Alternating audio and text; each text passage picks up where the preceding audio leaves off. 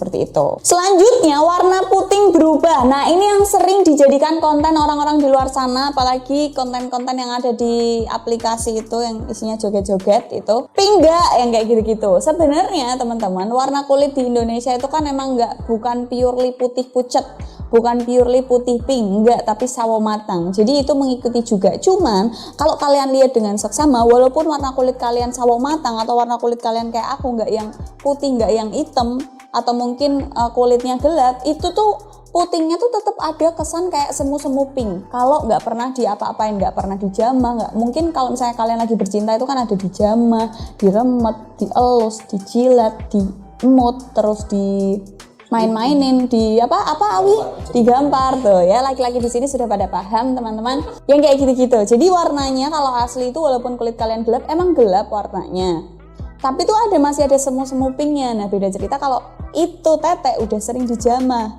distimulasi, berbagai stimulasi itu warna pinknya tuh udah pudar, jadilah warnanya agak coklat gelap atau warnanya agak kusem ya. Kalau misalnya kulit kalian putih gitu ya, berharap putingnya pink, enggak, warna pinknya akan bukan pink yang pigmented. Kalau kata orang-orang yang suka pakai lipstick tuh bukan yang pigmented, tapi tuh warnanya tuh jadi kusem aja gitu, jadi kayak lebih pudar. Yang berikutnya, sensitivitasnya berkurang di area payudara atau puting tersebut. Karena apa?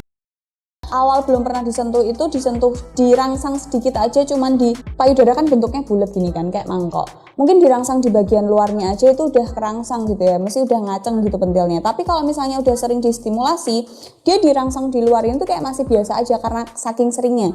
Tapi harus ngerangsangnya harus kayak lebih dekat ke pulau dekat putingnya, baru ke putingnya. Nah itu sensitivitasnya akan berkurang, jadi nggak seperti sedia kala kembali. Yang selanjutnya, jadi bentuk payudara kalian yang udah sering dipegang itu rata-rata iya emang membesar, tapi bentuknya itu nggak kenceng teman-teman.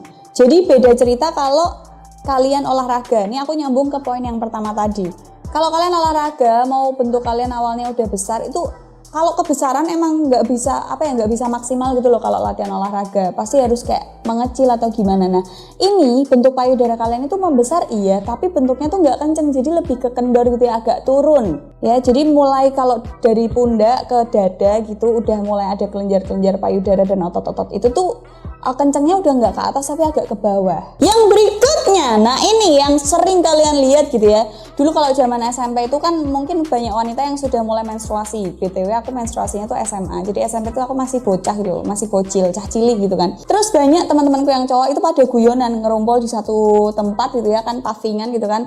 Terus mereka kalau ada cewek-cewek lari gitu, wah harga mangga naik turun, harga melon, harga apalagi semangka naik turun, atau malah dihitungin 1, 2 yang kayak gitu-gitu. Itu ternyata aku baru paham sekarang bahwa payudara yang sering dipegang-pegang itu pantulan ketika lari atau ada hentakan atau kalian jalan aja itu payudaranya tuh nggak kenceng gitu ya, jadi langsung lebih terlihat daripada payudara yang nggak pernah dipegang-pegang. Jadi pantulannya luar biasa gitu ya. Kalau kalian lihat di channel-channel YouTube lain-lain yang sampai payudaranya bisa diputer-puter, bisa dinaik turunin, bisa buat itu loh kalau ibu-ibu mau nyamper ke selendang gitu. Nah itu bisa tuh. Nah itu berarti udah sering dipegang. Ya Allah. Terus naik nyusoni anaknya, berarti anaknya gendong buri terus nyusunya kayak gitu. Nah itu tadi ciri-ciri payudara yang sering dipegang teman-teman. Jadi sebenarnya kalau misalnya kalian sedang bercinta ya, laki-laki dan perempuan, fokus laki-laki itu pasti nggak lain nggak bukan itu ke payudara. Tapi kalau misalnya kalian lagi enak-enak gitu ya, laki-laki itu nggak fokus ke bentuk payudara terus akan mantengin, akan pakai stetoskop. Kok aku stetoskop gini sih, kaca pembesar gitu ya. Terus oh ini udah sering dipegang, oh ini warnanya nggak mungkin kayak gitu, karena udah kepalang enak gitu ya, udah mentok banget, udah nggak tertahankan. Paling kalau misalnya kalian lagi enak-enak gitu ya, cowok tuh udah langsung kayak nampar lah, mainin lah, ngeremet lah dan lain-lain gitu ya. Itu udah hal maksudnya biasa lah ya cowok-cowok kayak gitu. Walaupun fetish cowok-cowok ada yang nggak ke payudara, ada yang ke bokong, tapi tetap payudara menjadi fokus utamanya.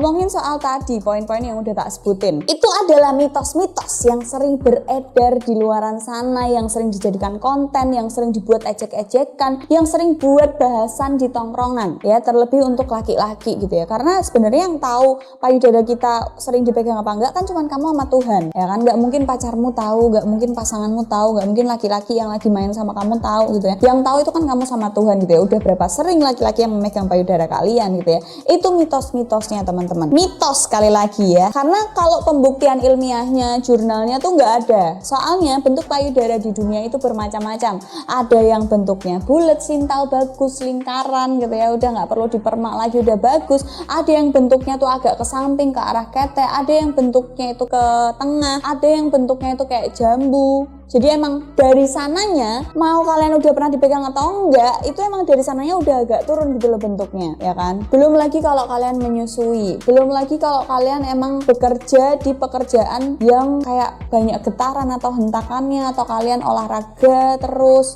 ya kan? Olahraga juga mempengaruhi, BH yang kalian pakai juga mempengaruhi, ya kan? Kalian suka pakai, misal mbak aku nggak bisa nih pakai BH yang ada kawatnya, jadi setiap hari all day long kalian itu pakai BH yang kayak sport bra yang versi murah, jadi benar-benar nggak ada kawatnya, cuman karet doang, nggak ada busanya sama sekali, jadi bentuk payudara kalian itu kemana-mana. Jadi itu semua yang tak sebutin itu sebenarnya mitos yang beredar di pasaran, karena bentuk payudara itu sekali lagi bisa kalian bentuk sendiri dengan cara apa? Olahraga, pemilihan BH. Menurutku kalau kalian lihat di Google gitu ya, kalian search cara membentuk payudara atau cara membesarkan payudara gitu ya, ada yang asupan makanan, terus sering-sering makan apa misal kacang